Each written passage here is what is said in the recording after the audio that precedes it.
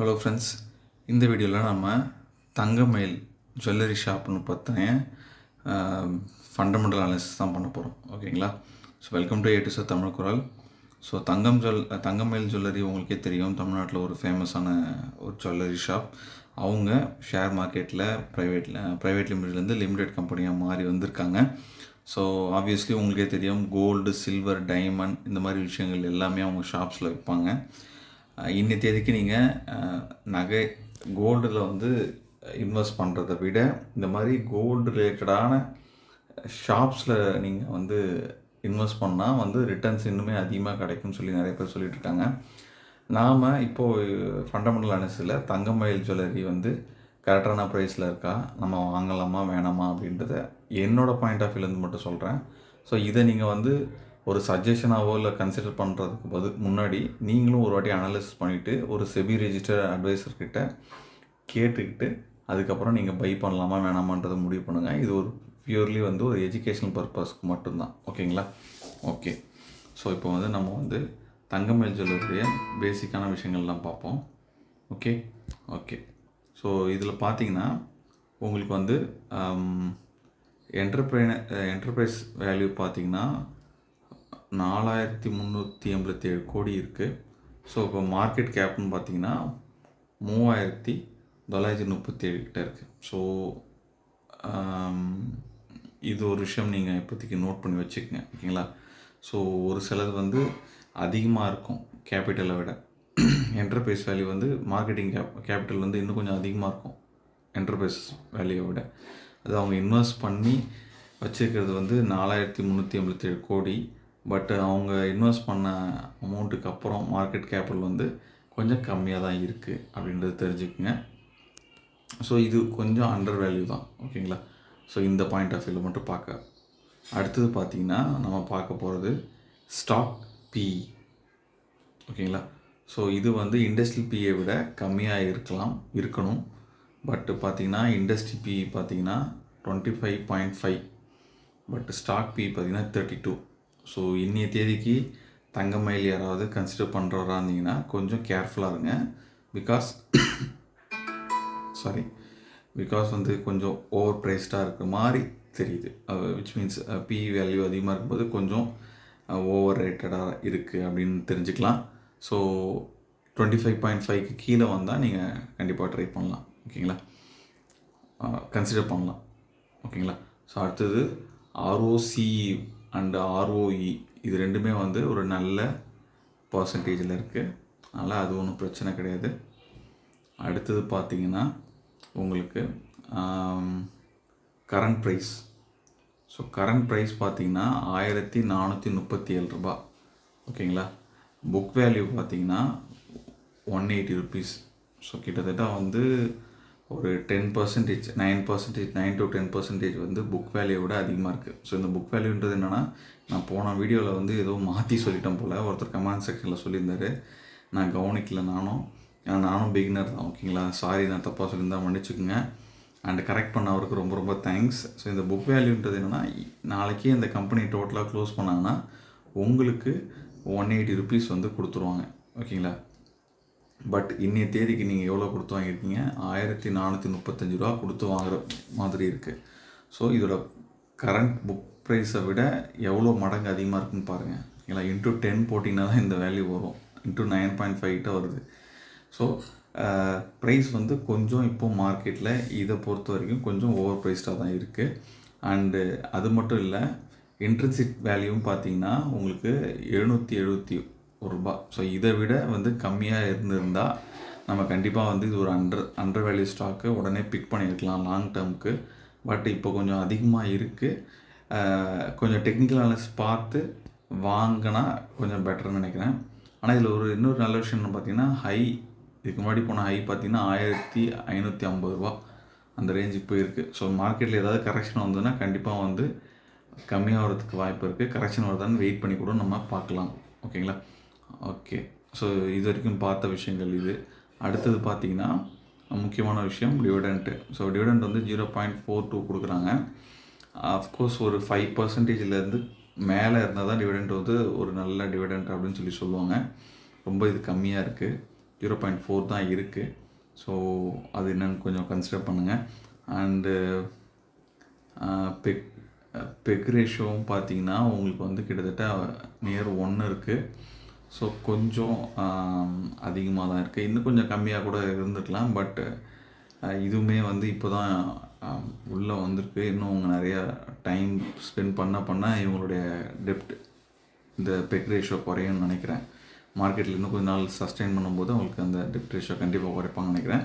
And அதை பின்னாடியும் பார்ப்போம் அது எப்படி வந்து மேனேஜ் பண்ணுறாங்கன்றது நம்ம அடுத்தடுத்த ரிசல்ட் பார்க்கும்போது தெரிஞ்சிடும். ஓகேங்களா? ஸோ அடுத்தது வந்து இன்ட்ரெஸ்ட் கவரேஜ் ரேட்ஸ். அதாவது இந்த வந்து இப்போதைக்கு அவங்களால 5 மடங்கு வந்து அவங்களால வந்து வட்டி கவர் பண்ண முடியும் அப்படின்றது தெரியுது. ஸோ என்னை பொறுத்த வரைக்கும் இந்த பேசிக் இதை மட்டும் வச்சு பார்க்கும்போது தங்க மயில் ஜுவல்லரி வந்து இப்போதைக்கு கொஞ்சம் ஸ்லைட்லி ஒரு ஓவர் ப்ரைஸ்டு செக்ஷனில் இருக்க மாதிரி தெரியுது. நம்ம அடுத்தடுத்த இது பார்ப்போம். ஓகேங்களா? ஸோ இப்போ வந்து பிஇ ரேஷியோ பார்ப்போம். ஸோ பிஇ ரேஷியோ மேக்ஸிமம் பார்ப்போம். ஓகேங்களா? ஸோ பிஇ ரேஷியோ வந்து 24 ஆவரேஜ் இருக்குது. பட் இப்போ வந்து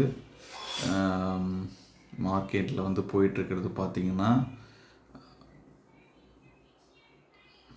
எவ்வளோ இருக்குது, 44 கிட்ட இருக்குது. ஸோ கண்டிப்பாக வந்து ஓவர் ப்ரைஸ்டு 2 மடங்கு அதிகமாக இருக்குது. கொஞ்சம் கேர்ஃபுல்லான 31 இருக்குது. ஓகேங்களா? ஸோ கொஞ்சம் கேர்ஃபுல்லாக இருங்க. நமக்கு எக்ஸ்பெக்டரை விட கொஞ்சம் அதிகமாக தான் இருக்குது. ஓகேங்களா? ஸோ ப்ரோஸ் அண்ட் கான்ஸில் ஸ்க்ரீனரில் கொடுத்துருக்கிறது பார்த்தீங்கன்னா company has maintain healthy dividend healthy அப்படின்னு சொல்கிறாங்க. அதே கம்மின்னு நம்ம பேசிகிட்ருக்கோம். ஸோ இந்த ப்ரோஸை வந்து கன்சிடர் பண்ண வேண்டாம். அடுத்து stock is trading at 7.5 times of book value. So நம்ம ஏற்கனவே சொன்ன மாதிரி புக் வேல்யூவோட ரொம்ப அதிகமாக இருக்குது. அது இவங்களும் மென்ஷன் பண்ணியிருக்காங்க. Company might be capitalise the interest cost. Okay, so அதுதான் நம்ம பெக் வேல்யூ அதிகமாக இருக்குன்னு சொன்னோம் இல்லையா? ஸோ அது இவங்களும் மென்ஷன் பண்ணியிருக்காங்க. ஓகே அடுத்தது பார்த்தீங்கன்னா இவங்களுடைய காம்படிட்டர்ஸ் பற்றின டீட்டெயில் நம்ம அதை முடிஞ்சால் லாஸ்ட்டில் பார்ப்போம்.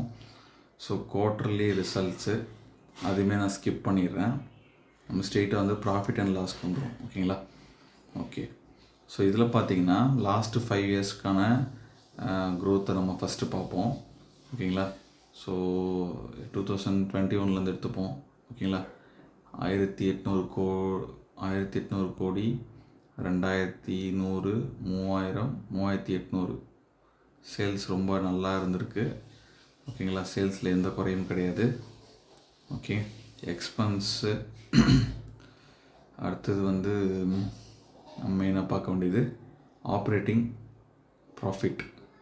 ஸோ இது பார்த்திங்கன்னா 98 147 86 குறைஞ்சிருக்கு 153 அப்புறம் 218.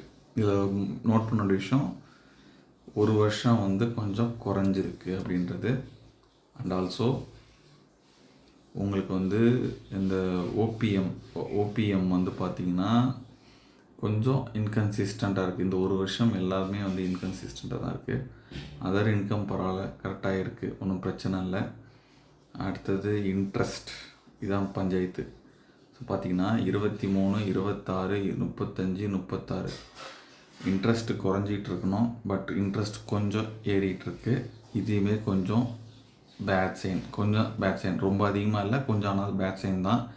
கேர்ஃபுல்லாக இருக்கணும். ஓகேங்களா? அடுத்தது பார்த்திங்கன்னா ப்ராஃபிட் மெயினானது. ஸோ ப்ராஃபிட் பார்க்கும்போது 4687. ஸோ அந்த வருஷம் ஒழுங்காக சேல்ஸே இல்லை. அண்ட் ஆல்சோ வந்து அந்த ஒரு வருஷம் 2022 நினைக்கிறேன், அது வந்து கொஞ்சம் வீக்காக தான் இருந்திருக்கு. மற்ற எல்லா இயரும் நல்லா தான் இருக்குது. ஓகேங்களா? அண்டு இபிஎஸ் பார்த்திங்கன்னா ஓகே நாட் ஓகே லாஸ்ட் 2 இயர்ஸாக நல்லாயிருக்கு. பட் லாஸ்ட்டு 5 இயர்ஸாக அந்தளவுக்கு ஒரு பெட்டரான பர்ஃபார்மன்ஸ் இல்லை. ஆனால் இதில் ஒரு நல்ல விஷயம் என்னென்னா அவங்க வந்து என்ன பண்ணியிருக்காங்கன்னா அன்றைக்கி எந்த வருஷம் ஒழுங்காக பர்ஃபார்ம் பண்ணலையோ அந்த வருஷத்தில் அதிகமாகவே டிவிடெண்ட் கொடுத்துருக்காங்க. அது என்ன கணக்குன்னு தெரியல. மார்க்கெட்டில் டிவிடெண்ட் அதிகமாக கொடுத்தா நெக்ஸ்ட் டைம் அதை வாங்குறதுக்கு ஆள் வரும்னு சொல்லி கொடுக்குறாங்களா என்னன்னு தெரியல.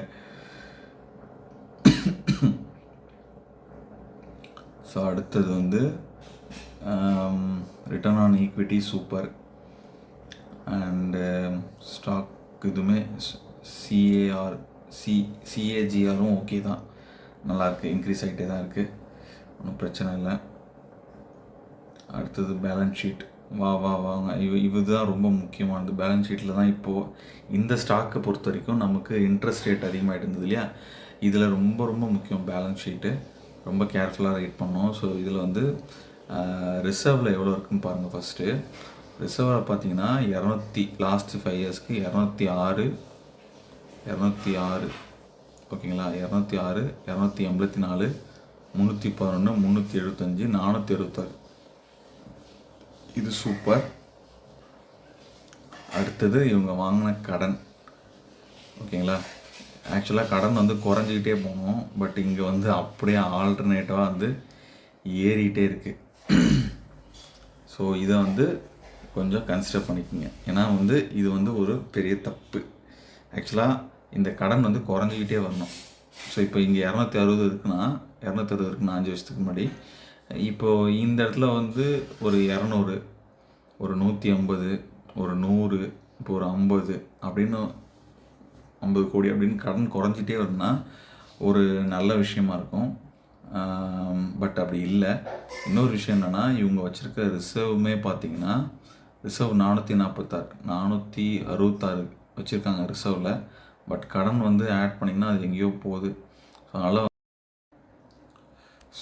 தங்கமயில் ஜுவல்லரி வந்து இப்போதைக்கு கன்சிடர் பண்ணணும்னு நினைக்கிறவங்க கொஞ்சம் வெயிட் பண்ணுங்கள். இந்த கடன் வந்து அவங்களுக்கு எப்போ ரிவர்ஸ் ஆகுதோ அதுக்கப்புறம் நீங்கள் கன்சிடர் பண்ணால் நல்லா இருக்கும்னு நினைக்கிறேன். பிகாஸ் வந்து இதோ பாருங்கள், ஆர்ஓசிலாம் வந்து இங்கெல்லாம் பார்த்தீங்கன்னா 21, 25, மறுபடியும் 11 மாறிடுச்சு, அப்புறம் மறுபடியும் 17 ஆயிருக்கு. ஒரு இன்கன்சிஸ்டன்சியாக இருக்குது, கடன் இருக்குது. ரிஸ்க் எடுத்து வாங்குறவங்க வாங்கலாம். அண்டு ப்ரொமோட்டர்ஸ் பார்த்திங்கன்னா ஓரளவுக்கு கிராஜுவலாக இன்க்ரீஸ் ஆகிட்டே தான் வருது. போன வீடியோவில் நான் ப்ரொமோட்டர்ஸ் பற்றி நான் எந்த டீட்டெயிலும் கொடுக்கல, ஸோ இதில் கொடுத்துருக்கேன். ஸோ ப்ரொமோட்டர்ஸ் கிராஜுவலாக இன்க்ரீஸ் ஆகிட்டு வருது. அண்டு ஃபாரின் இன்வெஸ்டருடைய பையும் வந்து கொஞ்சம் கொஞ்சமாக இன்க்ரீஸ் ஆகிட்டுருக்கு. டொமஸ்டிக் இன்வெஸ்டருடைய இன்வெஸ்ட்மெண்ட் வந்து பார்த்திங்கன்னா அதுவும் இன்க்ரீஸ் ஆகிட்டுருக்கு. அண்டு பப்ளிக் பீப்புள்ஸ் கொஞ்சம் குறைஞ்சிருக்கு, ஓகேங்களா. ஸோ இதில் நம்ம பார்க்கும்போது தங்கமயிலை பொறுத்த வரைக்கும் உங்களுக்கு வந்து ப்ரொமோட்டர்ஸ் வந்து அவங்க பிஸ்னஸில் ரொம்ப நம்புகிறாங்க அப்படின்ற ஒரு விஷயம் இருக்குது. ஏன்னா அதனால தான் அவங்களுடைய ஷேர்ஸ் வேல்யூ வந்து இன்க்ரீஸ் பண்ணிகிட்ருக்காங்க, ஓகேங்களா. ஸோ தங்கமயில் கன்சிடர் பண்ணுறவங்க பார்க்க வேண்டிய விஷயம் என்னென்னா, அவங்க கடன் குறைக்கிறாங்களா நெக்ஸ்ட் குவார்ட்டர்ஸில் அப்படின்னு பார்க்கணும். அடுத்தது டிவிடெண்ட் ஏதாவது இன்க்ரீஸ் பண்ணி தராங்களான்னு பார்க்கணும். அப்புறம் மெயினானது வந்து அவங்களுக்கு வந்து இன்னும் வந்து ரிசர்வ் வேல்யூ வந்து அவங்களுடைய கடன் வேலையோட அதிகமாகணும். அண்டு கொஞ்சம் இப்போ இது வரைக்கும் 2 வருஷம் கன்சிஸ்டன்சியாக இருக்குது. நடுவில் அந்த 2022 வந்து கொஞ்சம் கன்சிஸ்டன்சி இல்லை. அதனால் இப்போ வந்து இது ரூல்ட் அவுட்டு. அப்போ 2023, 2024 அடுத்த 2 வருஷத்துக்கு வர பார்க்கணும். அப்போது அதுலேயுமே இவங்க ஒழுங்காக பர்ஃபார்ம் பண்ணுறாங்களான்னு பார்க்கணும். அண்டு இதுக்கு பேரலாக வந்து நம்ம வந்து குவார்ட்டர்லி ரிசல்ட்ஸையும் செக் பண்ணிகிட்டே இருக்கணும். ஸோ அப்போ தான் வந்து உங்களுக்கு வந்து தங்கமயில் வந்து கரெக்டான வேல்யூ ஃபார் மணியா அப்படின்றது தெரிய வரும், அக்கார்டிங் டு ஃபண்டமெண்டல் அனாலிசிஸ், ஓகேங்களா. ஸோ இது என்னோட பாயிண்ட் ஆஃப் வியூவில் நான் ஃபண்டமெண்டல் அனாலிசிஸ் பண்ணும்போது பார்க்குற விஷயங்கள். ஸோ உங்களுக்கு இது யூஸ்ஃபுல்லாக இருந்ததுன்னா லைக் பண்ணுங்கள், ஷேர் பண்ணுங்கள். இது வந்து உங்களுக்கு ஒரு எஜுகேஷ்னல் பர்பஸ்க்கோசம் இருக்கும்னு நான் நம்புகிறேன். அண்டு நீங்கள் ஒரு செபி ரிஜிஸ்டர்ட் அட்வைஸ் கிட்ட ஒரு அட்வைஸ் வாங்கிட்டு எந்த ஷேர் இருந்தாலும் வாங்குறது விற்கிறது பண்ணுறது ரொம்ப ரொம்ப நல்லது, ஓகேவா. அண்டு இவங்களோட காம்படிட்டர்ஸ் நம்ம இந்த வீடியோவில் பார்க்கலாம்னு சொல்லியிருந்தோம். பட் இப்போயே வீடியோஸ் ரொம்ப லாங்காக போயிருக்குன்னு நினைக்கிறேன். ஸோ அதனால் வந்து இப்போதைக்கு தங்கமயில் ஜுவல்லரியோட நம்ம நிறுத்திக்கிறோம். ஸோ இப்போதைக்கு கொஞ்சம் ஓவர் ஸ்டாக்டு, கடன் நிறையா இருக்குது, கடன் குறைக்கணும். அண்டு ப்ரமோட்டர்ஸ் ரொம்ப அவங்க பிஸ்னஸில் ஸ்ட்ராங்காக இன்க்ரீஸ் ஆகிட்டு போகிறதுனால அவங்க பிஸ்னஸில் அவங்க ரொம்ப நம்பிக்கையாக இருக்காங்க தெரியுது.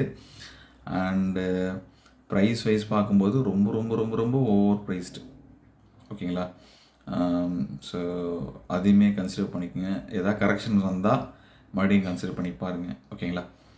ஓகே, இந்த வீடியோ அவ்வளோதான். இந்த வீடியோ பிடிச்சிருந்தா லைக் பண்ணுங்கள், ஷேர் பண்ணுங்கள். உங்களுக்கு எதாவது ஷேரை இந்த மாதிரி ஃபண்டமெண்டல் சேனல்ஸ் பண்ணணும்னு நினச்சிங்கன்னா கமெண்ட் செக்ஷனில் சொல்லுங்கள்.